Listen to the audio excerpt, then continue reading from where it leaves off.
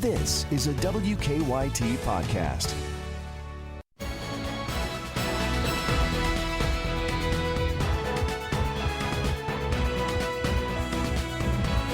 Good morning from WKYT News. I'm Bill Bryant, and we welcome you to Kentucky Newsmakers and hope you're enjoying this chilly weekend.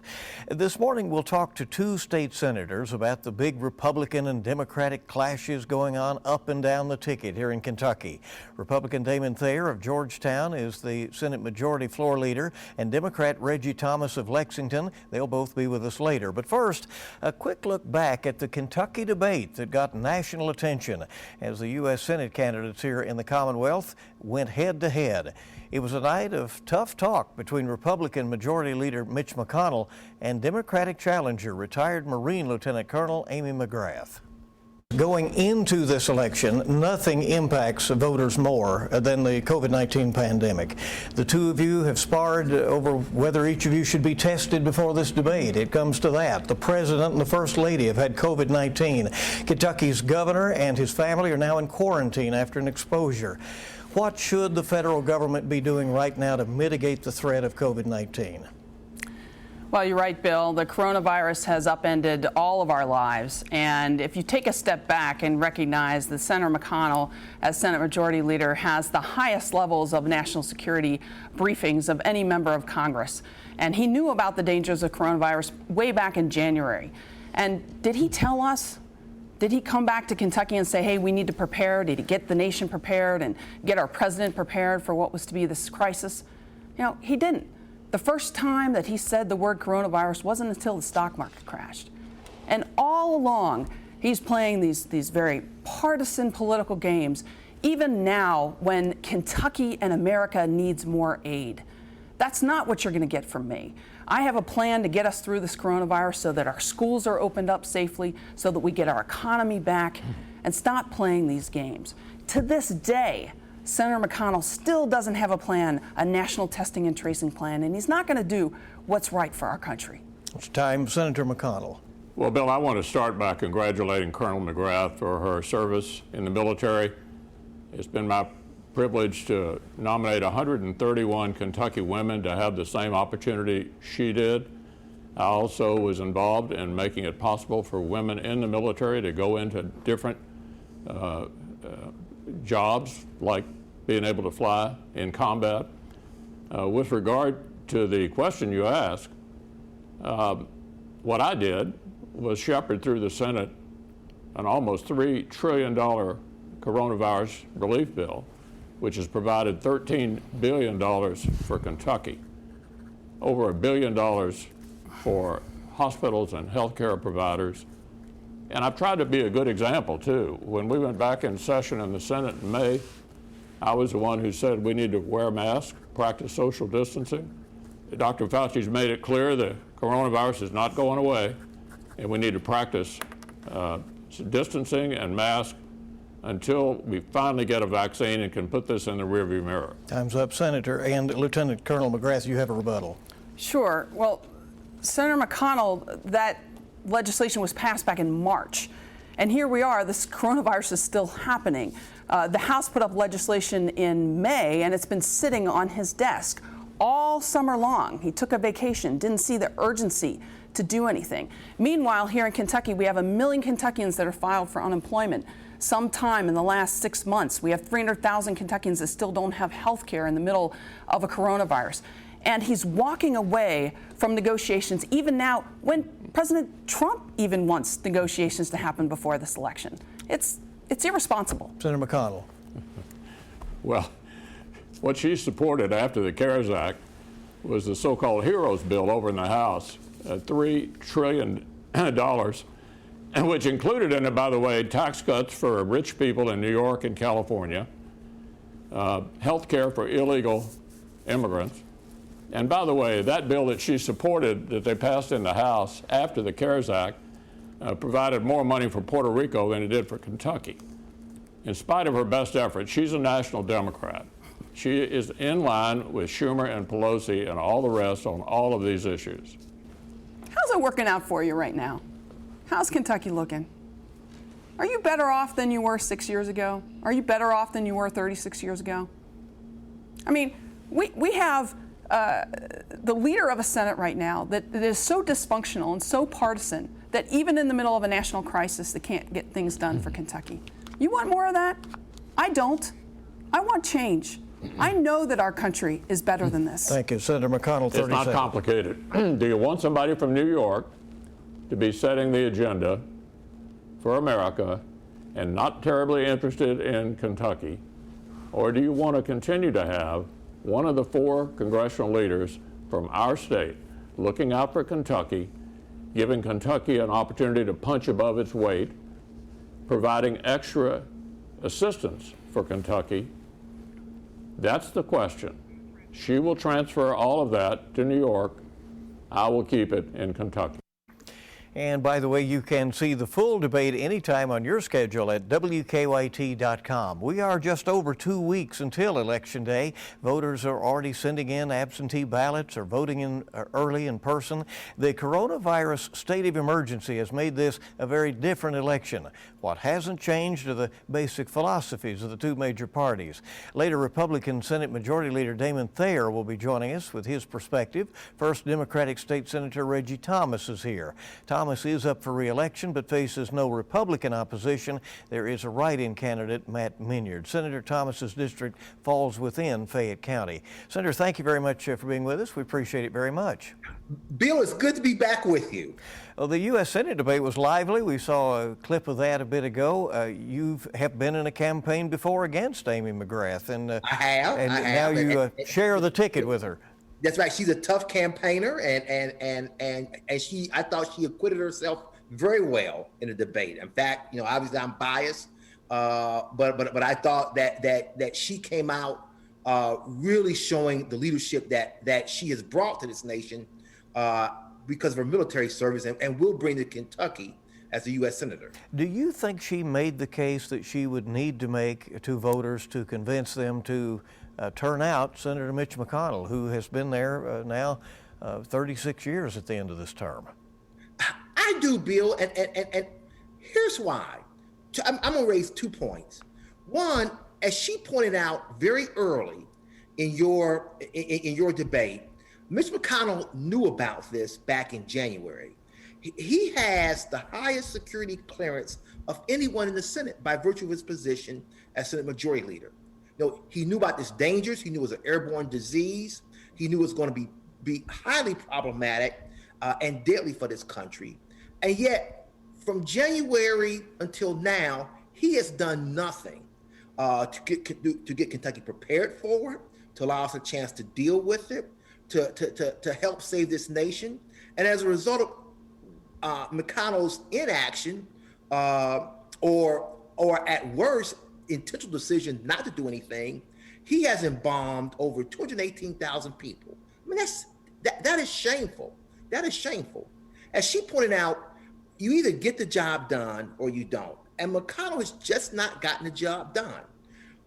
As Lieutenant Colonel McGrath also pointed out, the first CARES bill that was passed was simply not enough. And he's had since July, July to pass another bill. And he has done nothing to help people of Kentucky. He talks about people in need. Bill, I can tell you, even now, my phone rings constantly with people who need unemployment insurance help. They need additional relief here in this country. The state and local governments need additional relief. And McConnell just sits and lets that sit on his desk and says that a Supreme Court justice nomination is more important than helping the 4 million people of Kentucky. Bill, he's not getting the job done. McConnell has to go, and I think Lieutenant Colonel McGrath raised that point, very, very clearly and very emphatically. Let's move in from the Senate race, which is a statewide election. Talk a little bit about the 6th District congressional race, where the Republican candidate, of course, is Andy Barr, the incumbent running for re-election, and he's being challenged by Democrat Josh Hicks. Again, you're sharing the ticket with the candidate Hicks this year. What do you think his chances are? I think Josh is going to win the race. I will tell you that on Friday, October the 16th, I think Josh is going to win the race. I think he's done an excellent job of campaigning. He's made no mistakes in this campaign. He's once again pointed out that Barr, is someone who is just not showing any leadership. Again, all he's done, Bill, is oppose the Affordable Care Act. He wants to eliminate it. I don't care what Andy Barr says. He's voted against it 52 times, Bill, 52 times. Now let's think about this. And if I can tie in, if you allow me, McConnell's statements on your debate with Barr. We have a state bill, and I know this from my years in Senate, that's dead last in cancer deaths. We have more cancer deaths proportion than any other state. Bill, we lead in heart disease, more deaths than any other state in heart disease, okay? We are 49th in diabetes, okay? We have high rates of obesity. We have high rates of hypertension, okay? And yet, Andy Barr wants to get rid of the Affordable Care Act. Now, just think about that. If your viewers are one of those people who fall in those categories I've talked about, or if they have COVID, or they know someone who's had COVID, or they have any other illness, if this Supreme Court appoints this judge and the Affordable Care Act goes away, because it's the first case that's going to be heard, Bill, in November. It's going to be the first case. We get rid of the Affordable Care Act, you will have hundreds of thousands of Kentuckians without any kind of health insurance, because pre-existing conditions will be gone. If you have a pre-existing condition, you can't get insurance. And we'll have Andy Barr to think about that. Andy Barr must go. And I think Josh has done a great job of selling himself and proving to the people of the 6th Congressional District that he is more than worthy of their representation. Senator Thomas, let me move from Washington to Frankfort, where you serve. Republicans in the legislature say that they have not been consulted enough by Governor Andy Beshear over the state response to coronavirus. Do you believe his emergency power use has been appropriate? Bill, all you got to do is look at the facts. And I have made this point repeatedly all summer long during the interim session, because we have an interim session here in Kentucky in the legislature where we hear bills that are going to be brought forward in the next legislative session and new ideas that will come up for consideration. And all I've heard from May through now is from the Republican leadership in the committees, how bad things are in Kentucky.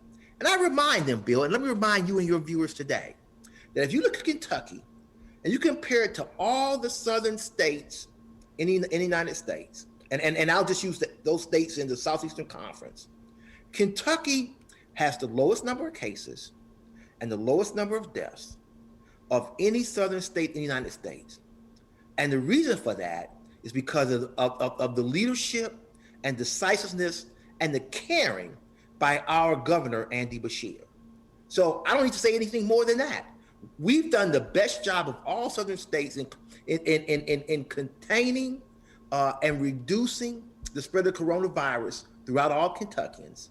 Have a comparatively low number of deaths. Now, every death is significant. I'm not saying that, but compared to other states, we've done the best job. Senator, about a minute left here. If you're fortunate enough to be re-elected to another term and you can go back into session in January, a lot will be going on. There was only a one-year budget passed, and everybody talks about a very tight situation with the economic downturn. What do you anticipate happening? What do you want to see get done? Well, Bill, those are two separate questions. I don't have a lot of time. Right. What I want to see, Bill, is us stay the course on education. I think we've got to, again, find money to continue to educate our children.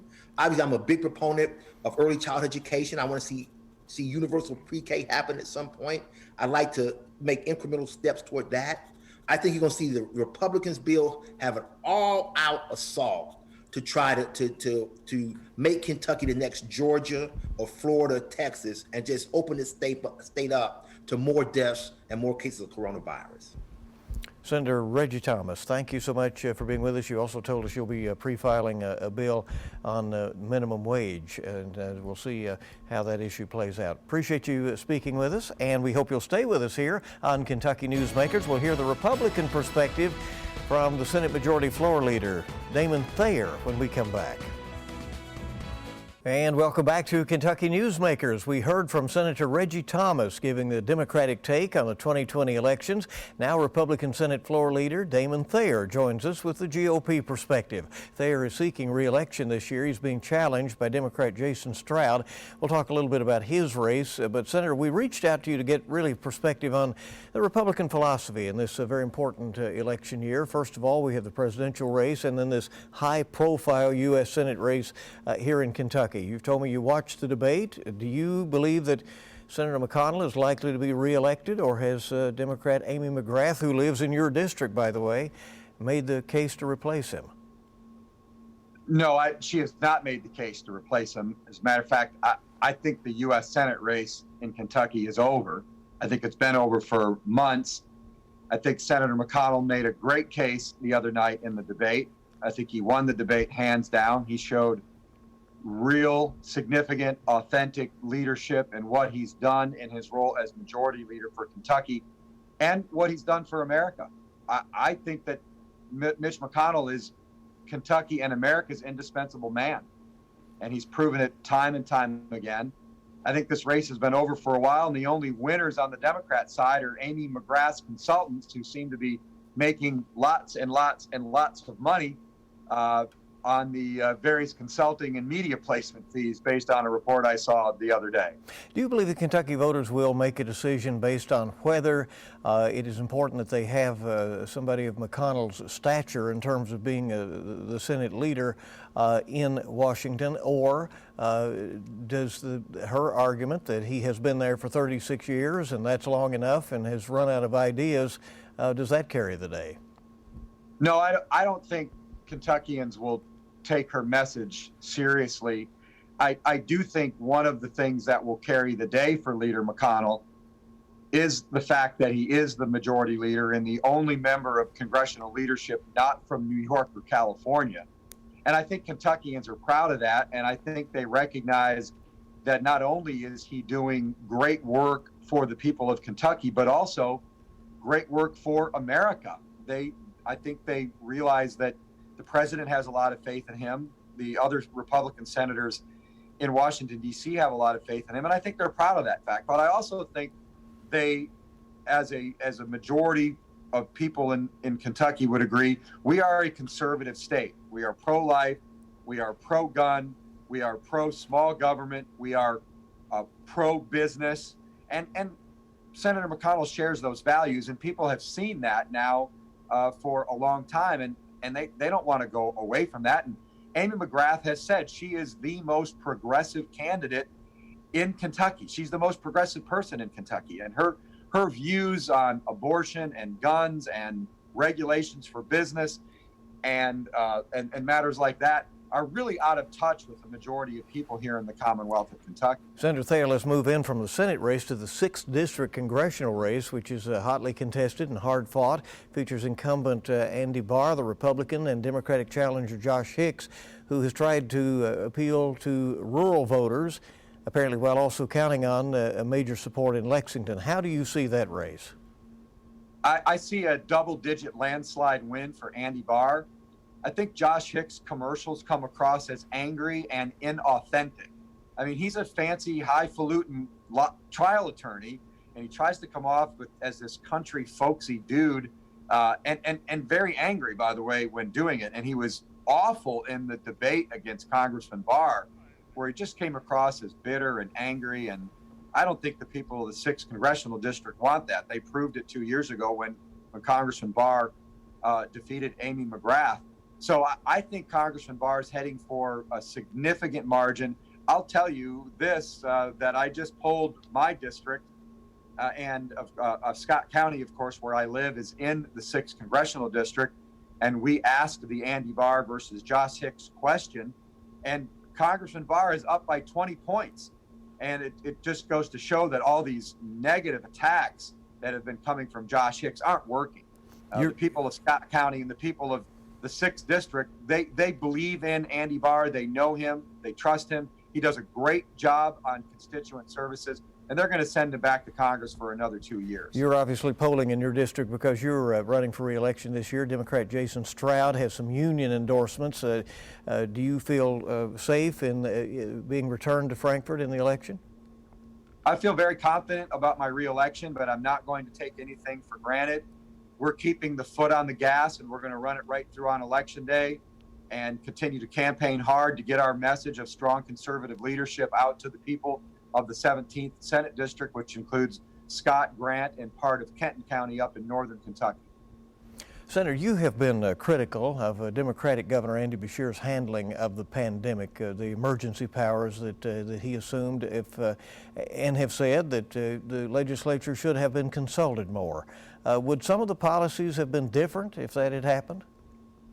Yeah, I think they would have. I don't think we would have been in a state of emergency for over 200 days and still in a quasi-lockdown. I gave Governor Beshear credit in the early days on handling the virus pandemic. It was unprecedented. There was no playbook for it. And I think he deserved a little bit of grace in the early days. But going back to Easter Sunday, when he sent state police troopers to essentially cite churchgoers for violations, I think it's just gone downhill ever since. And his rules are arbitrary and capricious, and they don't really make a lot of sense. They're very inconsistent. They're very hard on small businesses. They're hard on churches. They're hard on daycares, which makes it very difficult for people to go back to work if they can't put their kids in childcare. And I think our economy is recovering, but here in Kentucky, I think we're going to have a slower recovery than others because of the policies of Governor Andy Beshear. Do Republicans intend to try to clip his emergency powers when you get back to Frankfort in January? Yes, I think you'll see us move very quickly to enact a law that will limit the number of days that a state of emergency can exist. And then if this governor or any future governor wishes to extend it beyond those days, whether it be 15 or 25 or 30, the General Assembly will have to be called back into special session and to vote to extend it for a particular number of days. The problem we've had is that the governor has not consulted with the General Assembly, not in the beginning, not in the middle, and not recently, as we hopefully near the end of this virus pandemic. And that he represents 4.5 million people. I represent 120,000 people. House of Representatives members represent about 45,000 people. We're closer to the people. We get the emails and the phone calls and the text messages, and we run into people in the grocery store, and we hear from them. And we hear from the people who are hurting because they haven't received their unemployment insurance check yet. We hear from the people who can't go back to work, even though they may be allowed to go back to work, but they can't find daycare. And just in Georgetown, for example, we've had 3 restaurants close their doors forever because of his arbitrary rules about capacity limits in restaurants. And I just think that his leadership has been lacking. I can tell you that over 50% of the people in my district feel that we should have never been on a complete lockdown to begin with, or that we should be fully open right now. Senator, just a few seconds left, so quick answer on this. State budget looks to be very tight heading toward January. You did a one-year budget. You have to do another one. Can Kentucky cut enough to make all of that up, or what will happen? Well, actually, the revenue numbers are better than expected because the economy is rebounding and people are getting back to work, and sales and income tax receipts are pretty solid. So I don't know yet if we're going to have to make deep cuts. I'm hopeful that a flatline budget is an option, and that would probably be the best option at this time. All right. But I know that once we get the final numbers in on revenue projections as well as what is actually coming in, we'll have a better idea on that. But it's not looking as bad as it could have. Senator Damon Thayer, thanks for being with us. We appreciate it. Stay with us. We'll be back on Kentucky Newsmakers. Welcome back to Kentucky Newsmakers. Confirmation hearings for Supreme Court nominee Judge Amy Coney Barrett are over. Senators are fully aware that if confirmed before Election Day, Judge Barrett could help decide who wins the presidency. Our chief national political analyst, Greta Van Susteren, explains. Hello, I'm Greta Van Susteren, and here is your full court fast break. National polls now showing Vice President Biden ahead of President Trump. But polls have misled us before. Many people do expect a close race, and it is possible we could have another Bush-Gore scenario on our hands. Back in 2000, the Supreme Court ended Florida's contested ballot recount. That let George W. Bush keep Florida's electoral votes, ultimately giving him the total number needed for the White House. Now the nation is preparing for the Supreme Court to get involved again. Democrats say if Judge Amy Coney Barrett, President Trump's Supreme Court nominee, is confirmed before Election Day, she should recuse herself from election dispute cases. Judge Barrett is not making any promises. Here's what she said at this week's confirmation hearings. I certainly hope that all members of the committee have more confidence in my integrity than to think that I would allow myself to be used as a pawn to decide this election for the American people. I will consider all factors that are relevant to that question, that requires recusal when there's an appearance of bias. If confirmed, Judge Barrett would solidify the Supreme Court's conservative majority 6-3. And President Trump has already said he expects the Supreme Court to get involved with mail-in ballot conflicts. Here's what the president said at the debate. Now that millions of mail-in ballots have gone out, what are you going to do about it? And are you counting on the Supreme Court, including a Justice Barrett, to settle any dispute? Yeah, I think I'm counting on them to look at the ballots, definitely. We will have to wait and see what happens. Assuming the Senate Judiciary Committee approves Judge Barrett's nomination, the final confirmation vote will be the week of October 26, roughly a week before Election Day. Want more full court press? Tune in Sunday. We bring politics home, covering the national stories that impact you. And that'll be coming up at 11:30 on WKYT. Thanks for joining us for Kentucky Newsmakers. Have a good week ahead.